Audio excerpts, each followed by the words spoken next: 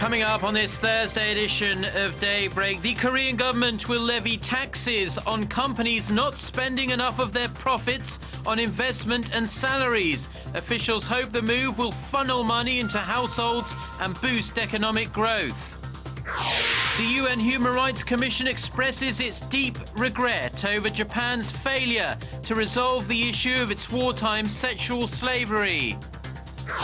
Plus, Russian President Vladimir Putin orders government agencies to ban the import of agricultural and food products from countries that have imposed sanctions on Russia due to the crisis in Ukraine.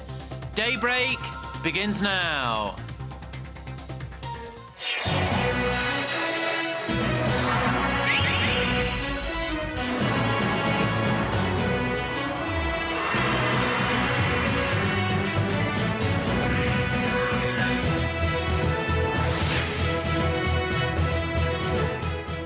Hello and thanks for joining us. To our viewers around the world, it's 6 a.m. on Thursday, August 7th here in Seoul. I'm Mark Broom and you're tuned in to Daybreak. Our top story this morning, the Korean government says it wants to levy a 10% tax on firms that do not spend a set amount of their corporate income on investment, salaries and dividends. The move, which still requires parliamentary approval, is one of the ways the Park administration plans to stimulate the economy. Myung-kil reports. The Park Geun-hye administration is proposing a tax revision, putting pressure on large conglomerates to use their cash reserves on investments, paying out dividends, and raising the wages of their employees. Instead of hoarding that cash, the government would like to see it flow into households as a way to boost domestic consumption. Under the government's proposal for a tax revision that goes into effect next year, the government will provide a 5 to 10% tax deduction for companies that raise employee salaries with extra incentives for firms that take additional measures. The dividend tax will be cut to 9% from the current 14% if dividend payouts meet certain targets. The government will impose a 10% tax on the portions of cash reserves that are deemed excessive. We hope the companies spend their net profits on investment, salaries, and dividends. The idea of taxing the internal reserves of companies has not been met with kindly by the business community. They contend that many of the businesses have been setting aside earnings for a rainy day. Even if companies increase their dividends to avoid taxes on their cash reserves, they say the impact would not meet expectations for increasing domestic investment and consumption. Myung-kil, Arirang News. Now, these measures come amid another downgrade, in fact, on Korea's 2014 growth forecast. The Korea Institute of Finance projects the Korean economy to grow 3.9%, which is 0.2 percentage points lower than its previous estimate. The think tank cited a slower than expected recovery stemming from a slow pickup in the US and China. Slow domestic demand following April's ferry disaster was also reflected in the downward revision. The Institute also changed its stance on keeping the interest rate frozen and said further monetary easing is an option at this time. The Bank of Korea holds its rate meeting for August next Thursday. Now, global smartphone leaders Samsung and Apple have been at each other's throats in courtrooms around the world for about 3 years now, accusing each other of infringing on each other's patents. But on Wednesday, the two announced a partial truce. Park Geun-hye has the details. Samsung and Apple agreed to drop all litigation cases between them in all countries, except for in the United States. That means some 30 lawsuits will be dropped in courts in 8 countries, including Korea, Japan, Germany, and France. However, the joint statement released Wednesday says the agreement does not cover any cross-licensing arrangements between the two smartphone rivals. The lawsuits between the world's 2 biggest smartphone makers began in 2011 when Apple sued Samsung for copying iPhone features. Samsung responded by countersuing Apple for infringing its wireless transmission technology. The patent trials have since spread to courts around the globe. The mutual rapprochement began in May when Samsung and Apple agreed to drop lawsuits related to Motorola mobility. 1 month later, they agreed to dismiss their appeals of a patent case at the U.S. International Trade Commission. This week's agreement leaves just 2 cases pending in the U.S., both currently in the appeals process. In May, a jury ordered Samsung to pay Apple some $120 million in damages. It also ordered Apple to pay some $160,000 to Samsung for patent infringements. In a separate case in a U.S. court in 2012, a jury verdict ordered Samsung to pay Apple $930 million. Both cases are currently being appealed. Park Geun-hye, Arirang News. Now, the recent slowdown of exports from Korea to China is setting off some severe alarm bells for trade officials here in Seoul, as China is by far and away Korea's largest trading partner. But some analysts say the crisis could actually serve as an opportunity for some. Our Kim Ji-yeon tells us who. The rate of increase in Korea's exports to China is slowing as local Chinese companies are producing cheaper products. Up until now, a majority of Korean exports to China were in the form of intermediate trade, goods in which the product is reprocessed and consumed in the import country. Steel, machinery, and petrochemicals fall in that category, and it's why analysts like Lee Bong-gol from the Korea International Trade Association have emphasized the need to diversify the country's exports to shift the focus toward consumer goods or products that can be purchased for use by the average Chinese consumer. We have to look closely into the recent growth policies and paradigm shifts made by the Chinese government. In the wake of the global financial crisis in 2008, Beijing is trying to develop its domestic market to boost consumption rather than becoming a big factory for exports. 027 Incorporated, a Korean clothing manufacturer for toddlers, is an example of one company that's taking advantage of Beijing's growth policies.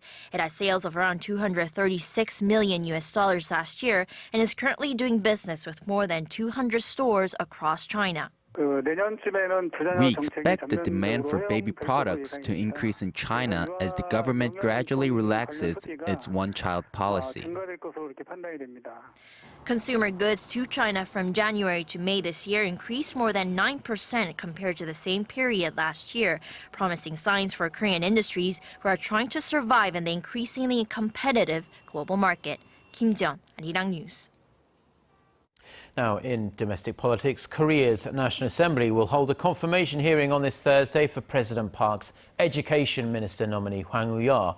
The 66-year-old former judge, former ruling party leader and 5-term lawmaker is one of the president's closest aides.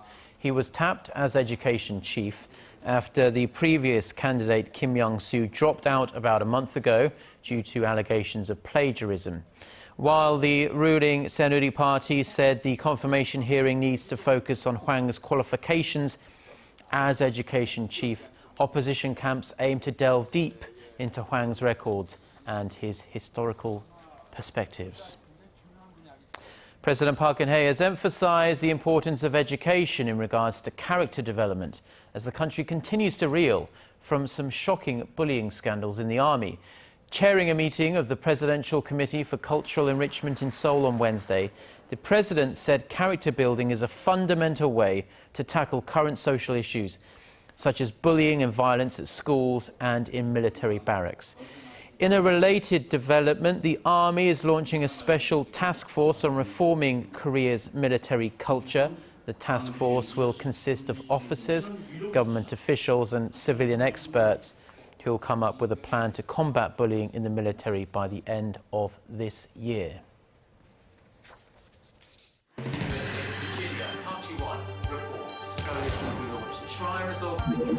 We start before the sun rises to bring you the latest stories out of Korea. We also lead the way with important global coverage. Stay on the pulse of what is happening with Daybreak.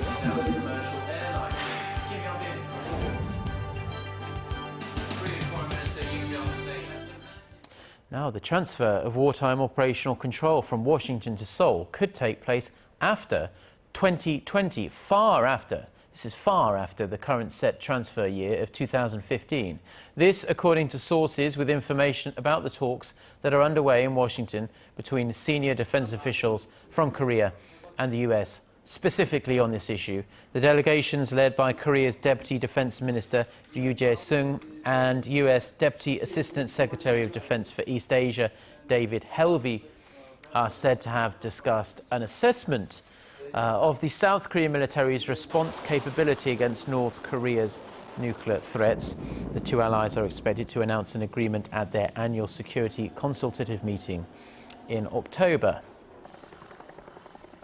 Now, the US State Department has said many times in the past that Japan's wartime sexual slavery was and still is a serious violation of human rights, but now Washington wants Tokyo to accept historic facts and take responsibility for what it has done in the past. Our Shin Se-min has the details. The United States is urging Japan to resolve the issue of its wartime system of sex slavery and take responsibility for its past atrocities.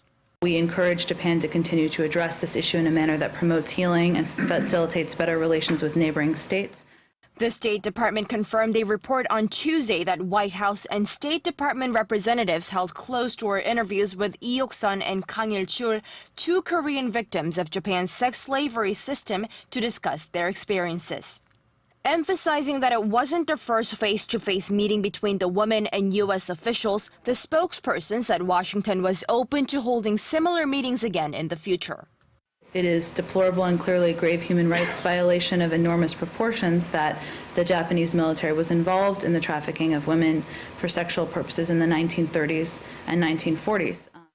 Citing a spokesman at the U.S. National Safety Council, Korea's Yonhap News Agency also reports the two women met with the officials from the White House Office of Public Engagement. However, the names of the officials who met with the women have not been disclosed. Lee Hyuk-sun and Kang Il-chul are currently traveling around the U.S., taking part in memorial events remembering the victims of Japan's historical wrongdoings. Shin Se-min, Arirang News.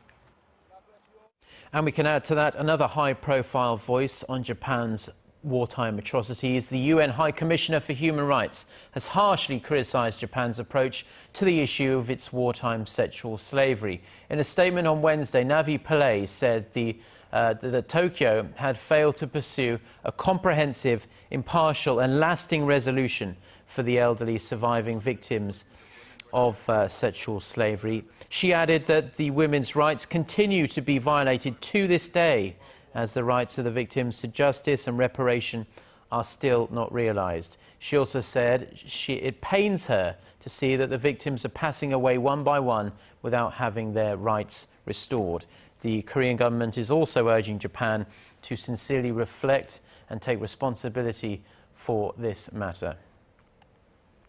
Turning now to the latest on the Ebola outbreak, and it seems Saudi Arabia will be the first country to confirm an Ebola case outside of West Africa, as the death toll ticks up to over 930 people. Saudi Arabia's Ministry of Health says a 40-year-old Saudi man suspected of having contracted the Ebola virus during a recent business trip to Sierra Leone died on Wednesday at a hospital in Jeddah. The ministry says it has submitted samples from the man to US and German laboratories for testing. The development is likely to complicate Hajj for many West African Muslims, as Saudi Arabia has suspended pilgrimage visas from Ebola-affected countries. Now, the World Health Organization is currently holding talks in Geneva on whether to declare a global health emergency and is considering using an experimental drug to tame the virus. The so-called ZMapp drug is believed to have improved the conditions of two American health workers who were gravely ill with the virus.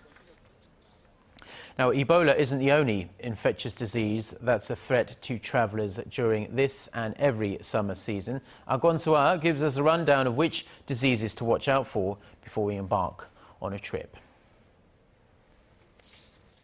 No matter how slim you think your chances are of contracting a dangerous disease, prevention is always better than having to rely on a cure, especially as the world becomes smaller and people travel more. But even those who never leave the country can pick up something nasty, as there are more and more people catching contagious diseases in Korea. In fact, according to the Ministry of Health and Welfare, the number of measles patients this year stood at 410 as of the middle of last month. That's nearly 4 times more than the number recorded over the whole of last year. What's noteworthy is that only 14 of the 410 patients came down with measles abroad. Over 350 cases, the vast majority, caught it as a secondary infection in Korea. This is why taking the required vaccinations and medicine is so important. The most serious and contagious diseases are commonly found in Africa, the Americas, and Asia. The yellow fever vaccination is mandatory when traveling to any country affected by the viral disease, while all the others on the list are recommended. Malaria, for example, which is mainly transmitted by mosquitoes, can be prevented by taking anti-malaria tablets before, during, and after trips to affected areas. Unfortunately, there are still diseases that can't be prevented medically, as can be seen in the recent outbreak of the Ebola virus in Africa. The Korea Centers for Disease Control and Prevention says basic methods such as washing hands thoroughly, eating cooked food, wearing long sleeves, and staying away from animals give travelers the best chance of avoiding getting sick. Kwon So-ah, Arirang News.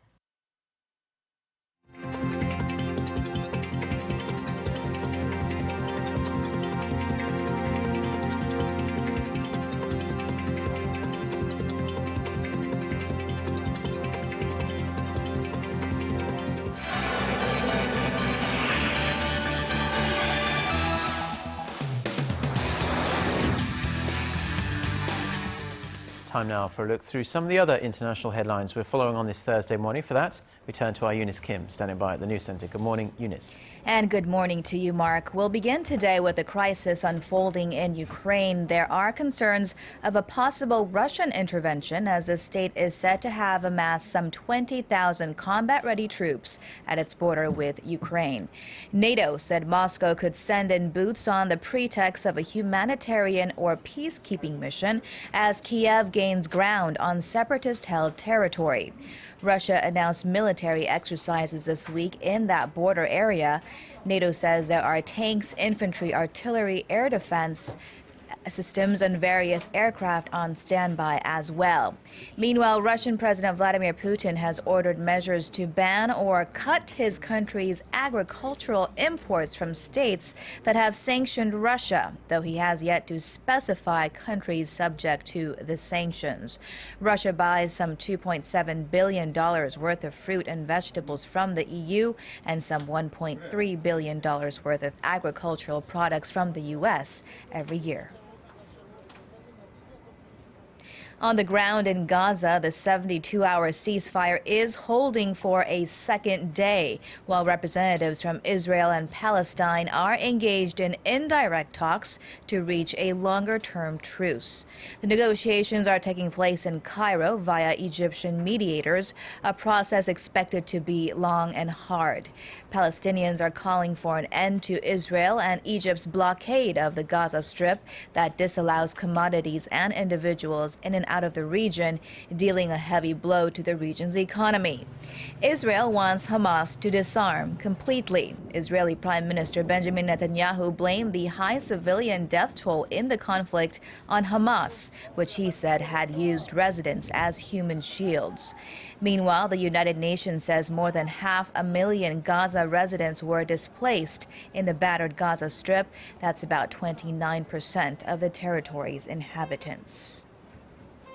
And among the heaps of rubble and debris from China's devastating earthquake this past Sunday was a miracle of sorts. An 88-year-old woman walked out alive after being rescued. Xiong Zhengfen was found by emergency crew Tuesday after being buried under the rubble for some 50 hours that crashed on her following Sunday's magnitude 6.1 earthquake in Yunnan province. She was found in Babao village near the quake's epicenter. Doctors said her vital signs were normal and uninjured.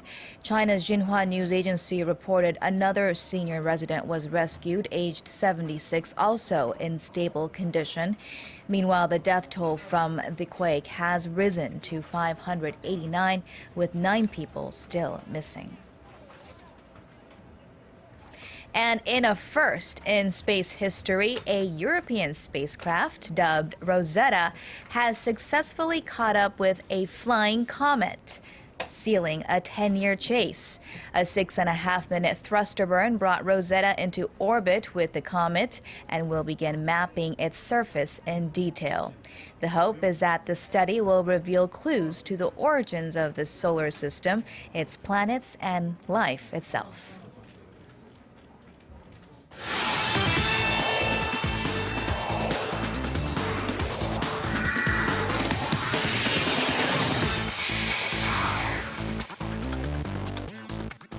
And a good Thursday morning to you all as we kick things off with, you guessed it, the ongoing search for the next head coach of the South Korean national football team. But this time, there will be an update on the issue as Lee Young-soo, the head of the technical committee who is over in the Netherlands, will update the press on the current search. Now, Lee, who was reported to be in the Netherlands to speak with Bert van Marwijk in order to convince him to accept the position as the head coach of the national team, will update everyone on the negotiations. Now, reports say that the technical committee director will either state whether or not Van Marwijk accepted his offer and/or talk about his plans if the offer was declined. With the September A matches about a month away now, the KFA will speed up their process in the search for the next head coach. And staying with football, but over to the U20 Women's World Cup currently taking place in Canada. And with North Korea beating Finland 2-1 in their first match, South Korea went up against England in their first match. Now, Group C kicks off with Korea hoping to repeat their performance from 4 years ago. And they did get a great start as Lee So-dam converts a spot kick in the 15th minute of the match for an early 1-0 lead. And currently, in the second half, the score remains at 1-0. And now with that said, we're going to move over to some Wednesday night's KBO action. Two of the games on the night were canceled due to rain, but the NC Dinos won the first game of their doubleheader 3-1 before the Lotte Giants won the second game 10-4. Meanwhile, let's take a look at the first place Samsung Lions take on the last place Hanwha Eagles. And of course, going into the game here, we go over to the third inning of the game. Kim Sang-soo at bat leading off the inning, and there it goes to deep left field, back, gone, and it's 1-0 Samsung. Before Park Geun-hye makes it 2-0 with an RBI single to right. But in the sixth inning of the game, Kim Tae-gyun at bat drills this one to deep right field, and it's gone now 2-1. Ninth inning of the game, Choi In-sung at bat, and there it goes, and we're tied 2-2. 11th inning of the game, Chung Gun-woo with a man on, and this one's driven to deep center field, gone, and ball game over. The Hanwha Eagles win it 4-2. And now staying with domestic baseball. Now, after the LA Dodgers successfully brought over Lee Hyun-jin from the KBO, there's been a ton of MLB scouts watching the KBO for more talent. But recently, it's Kang Jong-ho of the Nexen Heroes who's garnering a ton of attention from the scouts. Now, the 27-year-old slugger, who's currently set a league record for the most home runs in a single season for a shortstop with 31, has been the biggest interest among the MLB scouts. Now, the Nexen slugger is a rare talent since it's hard to find a good defensive shortstop with power. Now, amongst the MLB teams, the St. Louis Cardinals have been aggressively scouting him, even videotaping all of his games as well. And now finishing things off in tennis, where Serena Williams made history after being ranked #1 in the world for the 200th week. Now, the American, who has been one of the most dominating players in the past decade, became just the 5th player in history to claim the #1 spot for the 200th week. Now, the 17-time Grand Slam winner first held the top ranking back in 2002. And that's going to wrap it up for me. This has been SJ. Have a great rest of the day, and see you guys again for your sports needs.